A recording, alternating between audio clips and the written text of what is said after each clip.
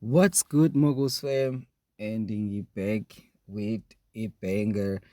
Ngibuyile with a banger. So into engizoyenza namhlanje ukuthi ngifuna ukunitshengisa ukuthi uyisebenzisa kanjani iTradingView. Yeah, so ngifuna nje ukunichazela nje the basics. So iyafana ke indlela ebekwe ngakhona iTradingView with a phone or noma with a desktop or a laptop, depending ukuthi wena usebenzisa yiphi.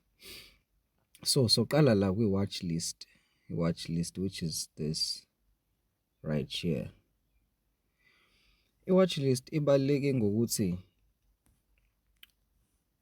ufuna ukufaka ama-currencies akho where lawa asuke echaza ukuthi mhlambe uwabhekile, yabo, uwabhekile iwona nje owanombolishile ukuthi okay, definitely I'm watching lama trades lawo kuwona. Mhlambe for instance ama-indices ko-US30, o-German 30, yabo, o Nasdaq, kukuwena ukuthi uyiphi leyo. Then nama-currencies which is labo Euro USD, GBP USD, USD JPY, yabo. So wenza kanjani i-watch list yakho? So into yenzayo okokuqala, you click here add list. So uzofika uklik ulona list yakho, mhlambe okay, let me just say mhlambe say currencies, asisho njalo currencies, asisho njalo currency, create. Then once ngay creator iyakutshela ukuthini lapho manje, add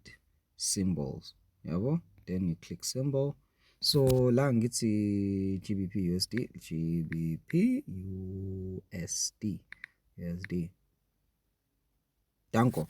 So la into eyenzakalayo ukuthi as you can see, yabo ukuthi kuvela ama brokers ahlukahlukene, but la ama GBP wonke lawo engingawa select, shuthi I can choose anyone kulama lo kuma currencies, but into ehlukile la ama broker. So uzokhetha noma iphi kuwena ukuthi ukhetha Pepperstone, forex.com, but it doesn't matter per se, yabo. Ayikho into eyisimanga, so ngizothatha le phezulu, then we add la. Then masufuna futhi mhlambe enye currency uzothi Euro USD, exactly, phinde futhi add, then addeka kanjalo ke njengoba la kuwena ukuthi ke ufuna ufaka amangaki, it's up to you. Then move on to the next one. Then mase siklikha i-charts iliphi here, nali, this is i-charts. I-charts, it is actually where la khona usu analyze khona ke i-currency yakho, whether you do US30, whether you do i-German 30, whether you do Euro USD, kahle i-charts lakho, like this is where you trade basically, yabo. So kwi-trade yakho ke ngifuna ukutshengisa ukuthi how do you change ama-loan ama time frame khona la, cause akufani phela na kwi-Meta 4 na kwi-Meta 5.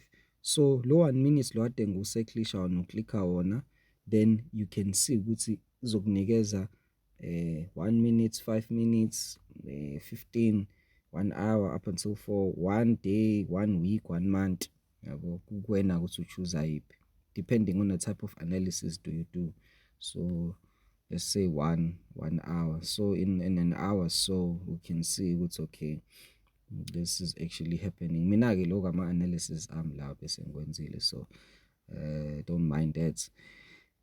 And then once you're done, you look at now la khona okwazi ukuthi uthole khona ama trend lines. This is where you get them, ama trend lines kulo plus, which is my drawings, you know. So this is where trend line, you get trend line arrows, horizontal, Fibonacci, geometric shapes, ama-rectangles, annotations. It's up to you, ama-patterns. Kukuwena ukuthi yiphi oyisebenzisayo ebalulekile, right? Then for shortcuts, you click la ipeni, yabo, liye accordingly to what's last phuma khona. You know what I'm saying? So nalo plus unama indicators, unama compare nama alarm lana owasebenzisayo, ama financials templates, ukuwena ukuthi ke wena which one do you prefer to use.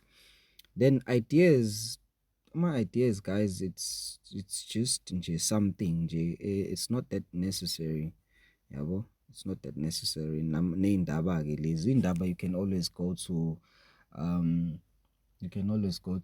ama FOREX Factory, investing.com. Don't have to use this one. Then umenu ke lo, umenu ke most definitely it's all about you having to sign in or create an account. Kukuwena futhi. This is me, you know. Nice signing out laphayana, but nje yeah, that is just what is important here.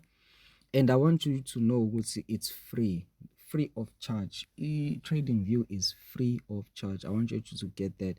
TradingView is free of charge. Nobody has to charge anything for this. Advanced understanding yayo, you can always comment down below.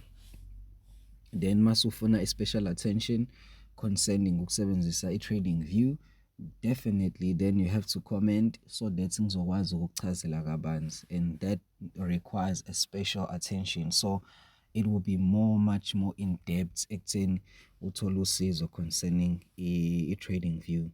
So yeah, that is about it, guys. Like that is about it nje. Ayikho enye into ebalekile la akufanele uyazi about iTradingView than that, you know. So yeah, if mawufuna much more deeper level understanding, ungitshele, comment down below. Peace.